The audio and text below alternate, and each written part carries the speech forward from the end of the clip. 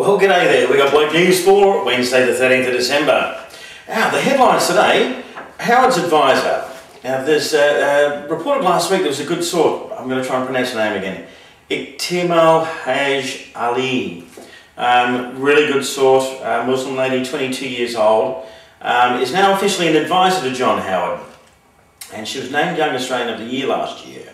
Well, how's this for breaking scandal? 8 days before she actually got awarded the Young Australian of the Year for New South Wales, she got busted for cocaine dealing. So, actual dealing? Well, they said a cocaine bust. I don't know whatever that means. Does that mean she was dealing or using or, I don't know, bust? She's got a good bust, I think, what appears to be. She doesn't wear the hijab thing, which is good, I think. I think it's good.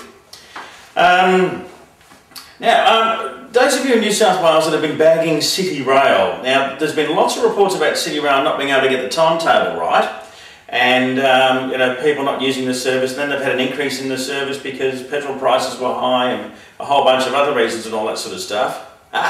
But wait, there's more. There is one more good reason. It turns out the manager of City Rail in the city in Pitt Street was running an escort agency from his desk.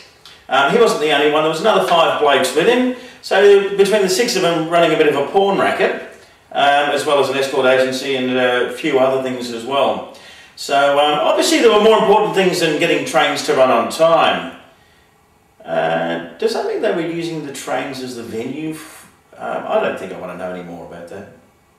Or do I? I'll find out and let you know, maybe. Coles Group Limited, which used to be known as Coles Myer until they sold off Myer, are on a big buying spree, and they're buying pubs, clubs and bottle shops basically. One group in Queensland just pocketed $53 million, Talbot it was, courtesy of their big buying spree. Now, hang on, the last person that I remember that went on a big buying spree selling grog to Australians was Alan Bond, and he didn't make a profit selling beer to Australians. So I hope Coles has got a slightly different strategy, because I think they're going to need it. If they use the same one that Alan Bond used, could end up in jail just like he did. Look, coming up to Christmas, Boxing Day, we've got the Sydney to Hobart, I was going to say Melbourne to Hobart, there's a Melbourne to Davenport or something, whatever, pissy little race. But there's the Sydney to Hobart race coming up, and Wild Oats, that won it in sensational style last year, was out on Sydney Harbour for the first time yesterday in a race against about 16 other boats. Now these are all multi-million dollar investments, these boats. They're worth absolute squillions. Well, how would you be just going into a nice little friendly race and, according to this journalist, miss out on an accident basically by the thickness of the paint of the boat? That's taking a lot of risk with a lot of money and, well, not really a lot of lives. I mean, you're not really going to die in the harbour if you have an accident. I presume people can swim if they're on a boat. And in Tehran, there's a women-only taxi service being developed because some women don't like being so close to men.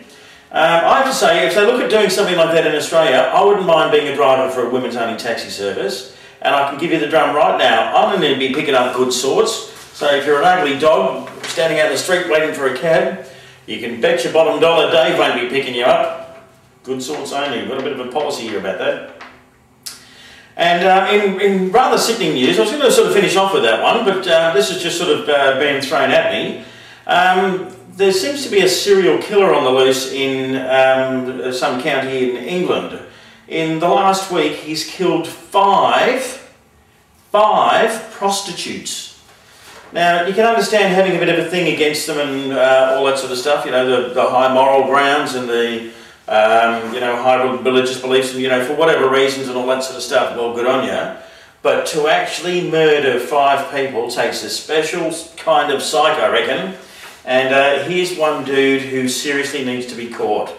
Because, oh look, I really like psychology, I really enjoy psychology, and from the psychology of crime shows that I've seen on TV, there seems to be a never-ending, how do we say, thirst for more when they get like that. So hopefully they do catch them, because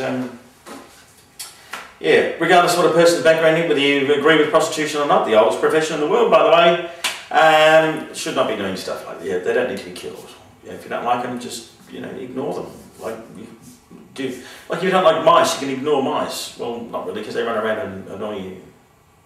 I don't know. I've had enough. That's it for the day. I'm Dave, Bloke News.